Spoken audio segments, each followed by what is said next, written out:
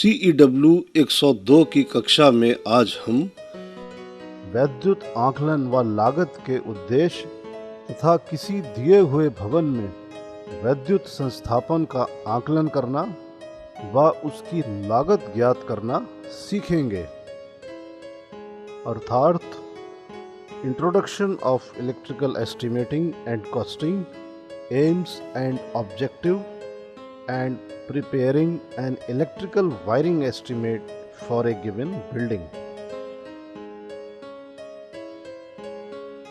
किसी भी परियोजना का निर्माण कार्य हाथ में लेने से पहले यह अनिवार्य है कि उसकी अनुमानित लागत, भिन्न भिन्न पदार्थों की मात्रा तथा मजदूरी आदि के बारे में जानकारी प्राप्त कर ली जाए, ताकि योजना को ठीक प्रकार एवं सही समय पर संपन्न किया जा सके।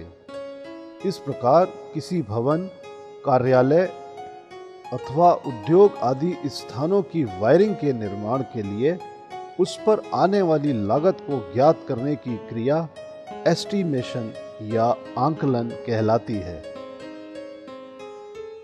जैसा कि हम जानते हैं कि किसी भी व्यवसाय में किसी कार्य को करने से पहले उसका आकलन यानी एस्टीमेट बनाया जाता है, ठीक उसी प्रकार कोई भी विद्युत संस्थापन कार्य को करने से पहले उसका आकलन यानी एस्टीमेट बनाया जाता है, जो कि उस कार्य में लगने वाले कुल सामान व उसमें लगने वाली मजदूरी से संबंधित होता है तथा आकलन के साथ साथ उसकी लागत भी निकाली जाती है, जिसके आधार पर समुचित धन का प्रावधान किया जाता है, ताकि वह कार्य ठीक समय पर उच्च गुणवत्ता के साथ पूर्ण हो सके।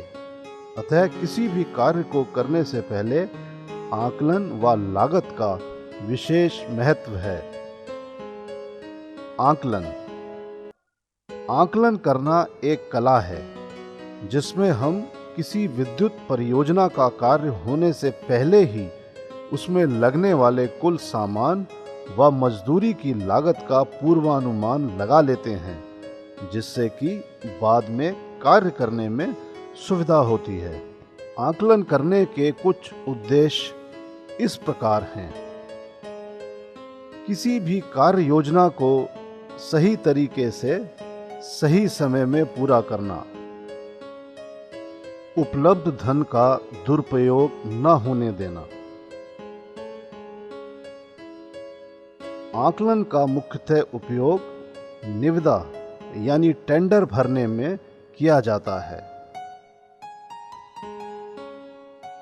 आकलन द्वारा किसी भी उत्पादित वस्तु का मूल्य निर्धारण भी किया जाता है। आइए अब हम आकलन करने वाले व्यक्ति के कुछ विशेष गुणों को जानेंगे। उस व्यक्ति विशेष को इंजीनियरिंग ड्राइंग व नक्शे पढ़ना आना चाहिए। उसे विद्युत कार्य की पूरी जानकारी, अनुभव व कार्य की गुणवत्ता का उचित ज्ञान होना चाहिए। उसे बाजार में उपलब्ध सभी पदार्थों के मूल्यों की जानकारी भी होनी चाहिए। उसे इस बात का भी ज्ञान होना चाहिए कि कौन सा पदार्थ बाजार में कौन सी जगह पर आसानी से व सस्ता मिलता है। आकलन करने वाले को लेखा व वित्तीय प्रबंधन की भी जानकारी होनी चाहिए। अब हम अच्छे आकलन के कुछ महत्वपूर्ण तथ्यों को भी जानेंगे। सर्वप्रथम यह ध्यान रहे कि कोई आइटम यानी सामान छूट ना जाए। आकलन में लगाई गई मूल्य दरें ठीक अर्थात उचित हों। लागत में वस्तुओं की कीमत, मजदूरी, ढुलाई, औजार आदि तथा ठेकेदारों का योग्य लाभ भी शामिल होना चाहिए। आकलन में लिखी गई वस्तु की गुणवत्ता अच्छी व उसकी कीमत उचित होनी चाहिए। यदि बिना आकलन के कोई कार्य किया जाए तो हमें निम्न कठिनाइयों का सामना करना पड़ सकता है। बिना पदार्थों की सूची के खरीदारी का काम मुश्किल हो जाएगा। सामान ज्यादा या कम आने से धन व समय का अपव्यय हो सकता है और कार्य को करने में अधिक समय भी लग सकता है। अब हम आगे इस अध्याय में एक छोटे भवन की वायरिंग का आकलन व उसकी लागत ज्ञात करने की विधि का अध्ययन करेंगे। आकलन को हम निम्न क्रम व चरणों में पूरा करते हैं। सर्वप्रथम वैद्युत संस्थापन आरेख बनाना। इसका अध्ययन हम पिछले अध्याय में कर चुके हैं। भवन के वैद्युत संस्थापन के लिए विद्युत भार की गणना करना, परिपथ बनाना, मेन स्विच, वितरण बॉक्स की क्षमता ज्ञात करना तथा केबल का चुनाव करना। इसका अध्ययन भी हम सब पिछले अध्याय में कर चुके हैं। अब बिंदु वायरिंग अर्थात पॉइंट वायरिंग व परिपथ वायरिंग यानी सर्किट वायरिंग को वैद्युत संस्थापन आरेख पर बनाना। तत्पश्चात आकलन करने से पहले कुछ परिकल्पनाएं यानी एजम्पशंस करना। कंड्यूट, बैटन, केसिंग केपिंग आदि की लंबाई लंबवत यानी वर्टिकल रन व क्षैतिज लंबाइयां यानी हॉरिजॉन्टल रन्स के आधार पर ज्ञात करना तथा तार की लंबाई ज्ञात करना। पदार्थों की सूची बनाना व कुल लागत ज्ञात करना। अब इस पूरी प्रक्रिया के क्रम व चरणों को हम एक छोटे उदाहरण द्वारा वर्णन करने का प्रयास करेंगे। उदाहरण: एक छोटे कमरे का प्लान चित्र में दर्शाया गया है। कमरे का आकार निम्नवत है। लंबाई 3 मीटर, चौड़ाई 3 मीटर तथा ऊंचाई भी 3 मीटर है। कमरे के अंदर एक बल्ब, एक पंखा, एक प्रतिदीप्ति लैंप यानी फ्लोरोसेंट लैंप तथा एक 5 एम्पियर का सॉकेट आउटलेट स्विच बोर्ड पर तथा एक 15 एम्पियर का सॉकेट आउटलेट लगाया जाएगा। सभी उपभोग बिंदु अपने अलग स्विच द्वारा नियंत्रित यानी कंट्रोल किए जाएंगे तथा सतह पर चलने वाली पीवीसी कंड्यूट वायरिंग द्वारा इसकी वायरिंग की जाएगी। आकलन के इस दिए हुए उदाहरण में हमें निम्न प्रश्नों को हल करना है। सर्वप्रथम हमको सभी उपभोग बिंदुओं को प्लान पर दर्शाना होगा व विद्युत संस्थापन आरेख बनाना होगा। तत्पश्चात संयोजन आरेख यानी कनेक्शन डायग्राम व एकल रेखा आरेख यानी सिंगल लाइन डायग्राम भी बनाना होगा। उसके बाद वायरिंग में लगने वाली तार की लंबाई की गणना की जाएगी व आखिर में वायरिंग में प्रयुक्त होने वाले कुल सामान का आकलन व उसकी लागत ज्ञात की जाएगी। तो आइए अब प्रश्न का हल आरंभ करते हैं। सर्वप्रथम भवन के प्लान पर वैद्युत प्रतीक चिन्हों द्वारा वैद्युत आरेख बनाया जाएगा, जिसमें छत का पंखा भवन के केंद्र में लगाया गया है तथा दीवार में 3 तरफ प्रकाश व्यवस्था दिखाई गई है और स्विच बोर्ड दरवाज़ा खुलने की दिशा के विपरीत दिशा में लगाया गया है तथा स्विच बोर्ड पर एक 5 एम्पियर का सॉकेट आउटलेट भी दर्शाया गया है तथा एक जगह पर 15 एम्पियर सॉकेट आउटलेट भी लगाया गया है तथा ये उपभोग बिंदु भारतीय विद्युत अधिनियम में वर्णित ऊंचाइयों पर भी लगाए जाने प्रस्तावित हैं। ये सारी चीजें आप चित्र में देख रहे हैं। अब हम भवन के वैद्युत संस्थापन के लिए विद्युत भार की गणना करेंगे, परिपथ बनाएंगे व मेन स्विच वितरण बॉक्स की क्षमता ज्ञात करने के उपरांत केबल का भी चुनाव करेंगे। विद्युत भार की गणना विद्युत भार तालिका से बहुत आसानी से ज्ञात की जा सकती है। यह तालिका आप चित्र में देख रहे हैं। सर्वप्रथम इस उदाहरण में लैंप 2 दर्शाए गए हैं और जिनकी अनुमानित शक्ति 100 वाट मानी जा सकती है। अतः उन लैंप्स की कुल अनुमानित शक्ति 200 वाट होगी।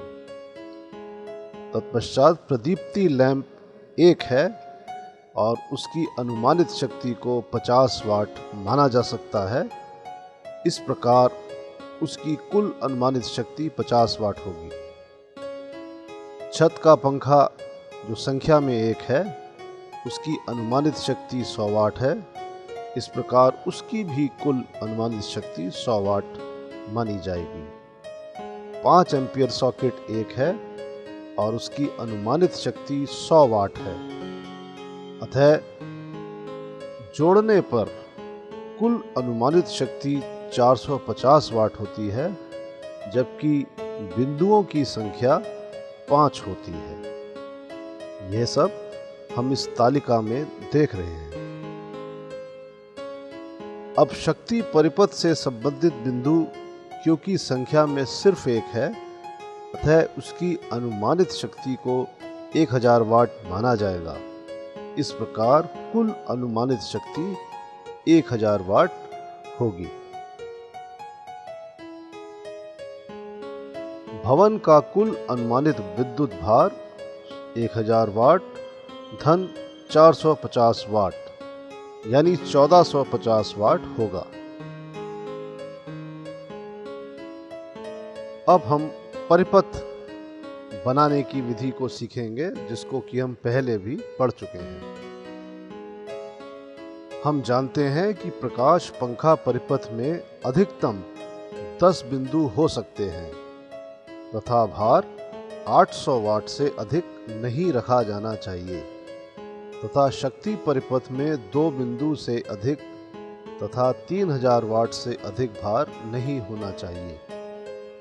अतः इस छोटे से भवन में प्रकाश पंखा परिपथ में केवल 5 बिंदु हैं तथा अनुमानित विद्युत भार 450 वाट है। अतः इस भवन में केवल एक प्रकाश पंखा परिपथ ही बनाया जाएगा।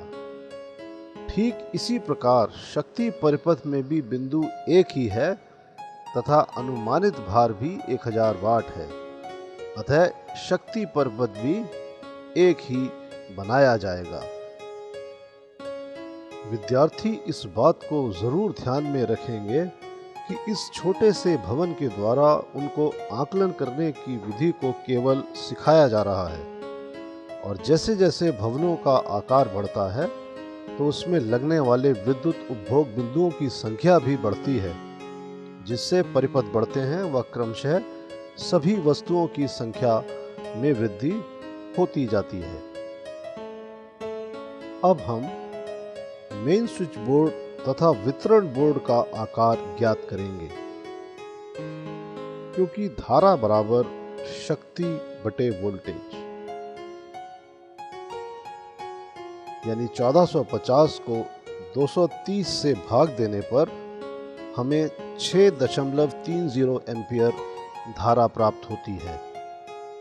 अब क्योंकि भवन में प्रकाश पंखा परिपथ तथा शक्ति परिपथ भी एक ही है, इसलिए यदि 4 मार्गीय MCB DV लगाया जाए, जिसमें एक MCB 16 एम्पियर का व एक 6 एम्पियर का होगा तथा एक आइसोलेटर मेन स्विच की तरह कार्य करेगा। यदि चाहें तो भवन में 15 एम्पियर का एक DP स्विच भी मेन स्विच की तरह लगाया जा सकता है। अब केबल का चुनाव मुख्यतः धारा पर आधारित होता है, अतः प्रकाश पंखा परिपथ के लिए 1/18 कॉपर का तार लगाया जा सकता है तथा शक्ति परिपथ के लिए 3/20 का कॉपर तार प्रयोग में लाया जा सकता है। अब हम पॉइंट वायरिंग यानी बिंदु वायरिंग व परिपथ वायरिंग यानी सर्किट वायरिंग को विद्युत संस्थापन आरेख पर दर्शाएंगे। यह विधि चित्र में दर्शाई गई है।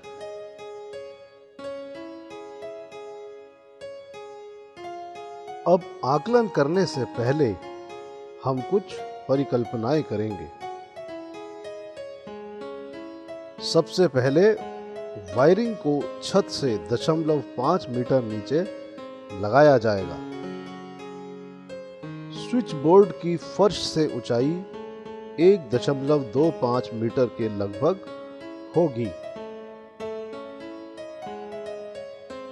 मेन स्विच बोर्ड व वितरण बोर्ड अलग बोर्ड पर लगाए जाएंगे। जैसा कि पहले हम पढ़ चुके हैं कि वायरिंग कई प्रकार की होती है, जैसे conduit wiring, batten wiring, casing capping wiring आदि।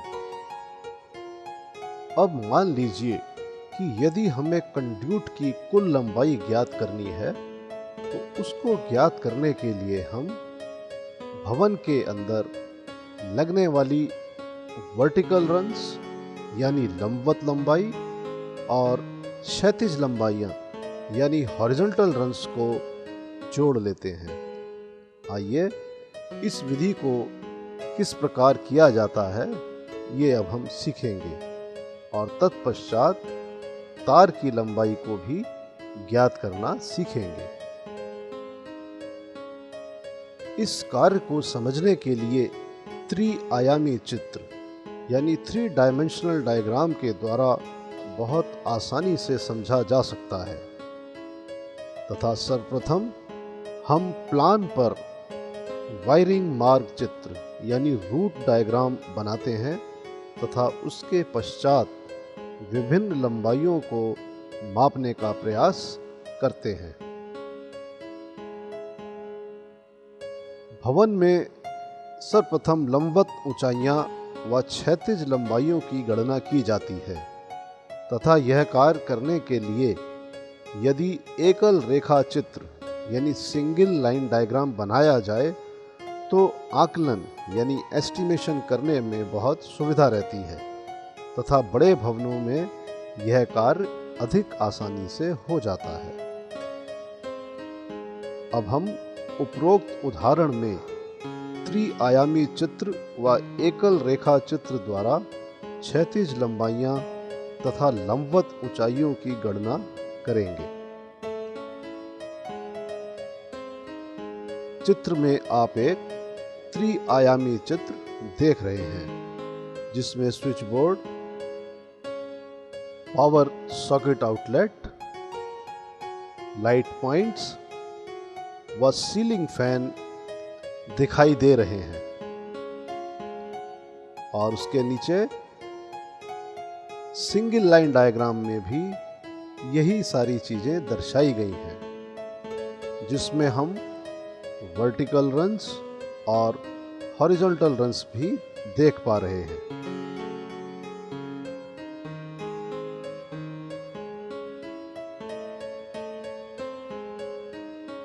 अब चित्र के अनुसार लंबवत ऊंचाइयां AB, DE और FG हैं, यानी 3 लंबवत ऊंचाइयां हैं। AB को निकालने के लिए यदि हम 3 मीटर ऊंचाई में से स्विच बोर्ड की फर्श से ऊंचाई यानी 1.25 मीटर व वायरिंग की छत से क्लियरेंस 0.5 मीटर को घटा दिया जाए तो हमें 1.25 मीटर प्राप्त हो जाती है, यानी AB बराबर 1.25 मीटर होगी। इसी प्रकार DE जो कि पावर आउटलेट का वर्टिकल रन है निकाली जाएगी, यानी 3 मीटर ऊंचाई में से स्विच बोर्ड की ऊंचाई यानी 1.25 मीटर और छत से क्लियरेंस 0.5 मीटर को घटाया जाएगा तो हमें 1.25 मीटर की लंबाई प्राप्त हो जाएगी, जो कि DE की लंबाई होगी। और इसी प्रकार FG यानी जहां से सीलिंग फैन के लिए वायरिंग ऊपर की तरफ चलती है यानी छत की तरफ चलती है, तो वो जो पॉइंट है FG जिसको कि हमने नाम दिया है वो 0.5 मीटर होगा, क्योंकि वायरिंग की क्लियरेंस भी 0.5 मीटर है। इस प्रकार कुल लंबवत ऊंचाई 1.25 मीटर धन 1.25 मीटर धन 0.5 मीटर होगी, यानी कुल लंबाई 3 मीटर होगी। अब चित्र के अनुसार क्षैतिज ऊंचाइयां BC, CD, BF, GH, FI व IJ हैं, जिसमें BC 1.5 मीटर है व CD 0.5 मीटर है। इसी प्रकार DF 1 मीटर करीब मानी जा सकती है और GH 1.5 मीटर है। FI भी 1.5 मीटर है और IJ 1.5 मीटर चित्र में दर्शाई गई है। इस प्रकार जोड़ने पर कुल क्षैतिज ऊंचाइयां 7.5 मीटर प्राप्त होगी। और यदि क्षैतिज लंबाइयां व लंबवत ऊंचाइयों को जोड़ा जाए तो कुल लंबाई 7.5 धन 3 मीटर बराबर 10.5 मीटर प्राप्त होगी। ऐसा भी देखा गया है कि एक बार यदि कंड्यूट, केसिंग केपिंग या बैटन आदि की लंबाई निकल आए तो केबल की मात्रा उस कंड्यूट की लंबाई की 3 गुनी होती है। अतः भवन में कुल तार की लंबाई बराबर होगी 3 गुणा 10.5 मीटर, यानी 31.5 मीटर के लगभग होगी। इसका सत्यापन भी किया जा सकता है, जिसको हम एक तालिका द्वारा प्रदर्शित करेंगे। चित्र में अब आप एक तालिका देख रहे हैं, जिसमें कंड्यूट की विभिन्न लंबाइयां, तारों की संख्या, कंड्यूट का आकार, कंड्यूट की लंबाई व केबल की लंबाई के स्तंभ हैं यानी कॉलम्स हैं। तो सर्वप्रथम सीरियल नंबर 1 पर आप देखें कि ए से बी की लंबाई, इसमें तारों की संख्या 7 होगी, जिसमें 4 तार हाफ वायर के और 1 न्यूट्रल का व 2 तार पावर सॉकेट आउटलेट के न्यूट्रल व फेस होंगे। इस प्रकार 7 गुणा 1.25 मीटर को गुणा करने पर 8.75 मीटर केबल की लंबाई प्राप्त हो जाएगी। अब बी से सी तक की लंबाई में हमें तारों की संख्या 6 प्राप्त होगी और कंड्यूट का आकार 25 मिलीमीटर होगा। कंड्यूट की लंबाई 1.5 मीटर होगी और गुणा करने पर हमें 9 मीटर के लगभग तार की लंबाई प्राप्त हो जाएगी। इसी प्रकार सी से डी, जिसमें तारों की संख्या 6 होगी, कंड्यूट का आकार 25 मिलीमीटर होगा और कंड्यूट की लंबाई 0.5 मीटर होगी। तो कुल तारों की लंबाई 3 मीटर प्राप्त होगी। इसी प्रकार डी से ई तक तारों की संख्या 2 होगी। कंड्यूट का आकार 19 मिलीमीटर यानी 1.25 इंच रखा जा सकता है और कंड्यूट की लंबाई 1.25 मीटर होगी। तो तारों की लंबाई 2.5 मीटर प्राप्त होगी। अब डी से एफ तक हमें तारों की संख्या 4 मिलेगी, जिसमें हम 19 मिलीमीटर के कंड्यूट को प्रयोग में लाएंगे और कंड्यूट की लंबाई 1 मीटर है, अतः तारों की कुल लंबाई 1 गुणा 4 होगी यानी 4 मीटर प्राप्त होगी। इसी प्रकार F से G तक तारों की संख्या 2 होगी और कंड्यूट 19 मिलीमीटर का इस्तेमाल किया जाएगा, जबकि कंड्यूट की लंबाई 0.5 मीटर है, अतः कुल तारों की लंबाई 1 मीटर होगी। G से H तक तारों की संख्या 2 होगी। कंड्यूट का आकार 19 मिलीमीटर होगा और कंड्यूट की लंबाई 1.5 मीटर है, अतः तार की लंबाई 3 मीटर निकल के आएगी। F से I तक भी तारों की संख्या 2 ही होगी। कंड्यूट का आकार 19 मिलीमीटर होगा और कंड्यूट की लंबाई 1.5 मीटर होगी, अतः गुणा करने पर तार की लंबाई 3 मीटर निकल के आएगी। और I से J तक तारों की संख्या 2 होगी, जिसमें 1 हाफ वायर व 1 न्यूट्रल होगा। कंड्यूट का आकार 19 मिलीमीटर होगा। कंड्यूट की लंबाई 1.5 मीटर होगी और इस प्रकार गुणा करने पर केबल की लंबाई 3 मीटर प्राप्त हो जाएगी। इस प्रकार जोड़ने पर कंड्यूट 10.5 मीटर करीब होगा और केबल की लंबाई 37.25 मीटर प्राप्त होगी। क्योंकि भूतार स्विच बोर्ड से 15 एम्पियर सॉकेट तक ही जाएगी, अतः भूतार की लंबाई अलग से 5 मीटर निकाली जा सकती है। अब हम पदार्थों की सूची बनाना व लागत ज्ञात करना सीखेंगे। चित्र में दर्शाए गए खाके के अनुरूप हम तालिका बनाते हैं, जिसमें पहला कॉलम क्रम संख्या का, दूसरा कॉलम सामान व उसकी विशिष्टि यानी आइटम एंड स्पेसिफिकेशंस और तीसरा कॉलम उसकी संख्या यानी क्वांटिटी और चौथा कॉलम उसका रेट यानी दर और पांचवा कॉलम उसका मूल्य यानी अमाउंट व छठा कॉलम रिमार्क्स को दर्शाता है। तो सर्वप्रथम क्रम संख्या 1 पर हम 5 ampere 250 volt switch flush type लिखेंगे।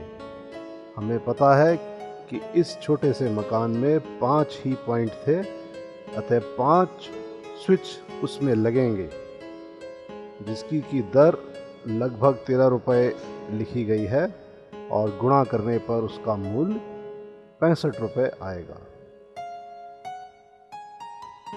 दूसरे क्रमांक में 5 एम्पियर 250 वोल्ट के सीलिंग रोज 2 होंगे, क्योंकि एक सीलिंग रोज ट्यूबलाइट के लिए व एक सीलिंग रोज सीलिंग फैन के लिए प्रयोग में लाया जाएगा। उसकी दर लगभग 11 रुपये होगी और इस प्रकार मूल्य 22 रुपये निकल के आएगा। क्रम संख्या 3 पर बैटन होल्डर लिखे गए हैं, जिनकी संख्या 2 होगी, क्योंकि लाइट पॉइंट 2 दर्शाए गए हैं। उनका दर 10 रुपये प्रति नग के हिसाब से मूल्य 20 रुपये निकल कर आएगा। इंडिकेटर जो कि स्विच बोर्ड पर बिजली को दर्शाने के लिए लगाया जाएगा, उसकी संख्या 1 होगी, जिसकी लगभग दर 12 रुपये है, अतः मूल्य में 12 रुपये लिखा जाएगा। 5 नंबर क्रमांक पे 5 एम्पियर 250 वोल्ट का सॉकेट आउटलेट 1 होगा, जो कि स्विच बोर्ड पर लगेगा। उसकी दर लगभग 17 रुपये है और मूल्य भी 17 रुपये होगा।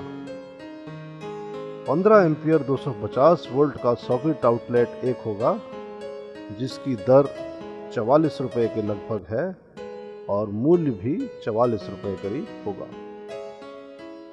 15 एम्पियर 250 वोल्ट का स्विच, जो कि 15 एम्पियर के सॉकेट आउटलेट को नियंत्रित करेगा, की संख्या भी 1 होगी और इसका मूल्य भी 44 रुपये के लगभग प्राप्त होगा।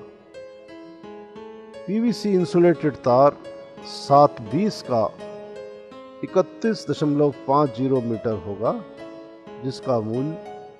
जिसका रेट 10 रुपये प्रति मीटर के हिसाब से 315 रुपये होगा। यह तार पावर सॉकेट आउटलेट में प्रयुक्त किया जाएगा। पीवीसी तार 118, जिसको कि हम अर्थ वायर में यूज करेंगे, उसकी कुल संख्या 5 मीटर होगी और 6 रुपये प्रति मीटर के रेट के हिसाब से कुल अमाउंट 30 रुपये करीब आएगा। इसी प्रकार 4 मार्गीय MCB DB 1 होगी, जिसका लगभग मूल्य 150 रुपये है, क्योंकि ये एक ही संख्या में है, अतः कुल मूल्य 150 रुपये होगा। DP आइसोलेटर 1 लगेगा, जिसका लगभग मूल्य 190 रुपये है, अतः इसका अमाउंट भी 190 रुपये ही लिखा जाएगा।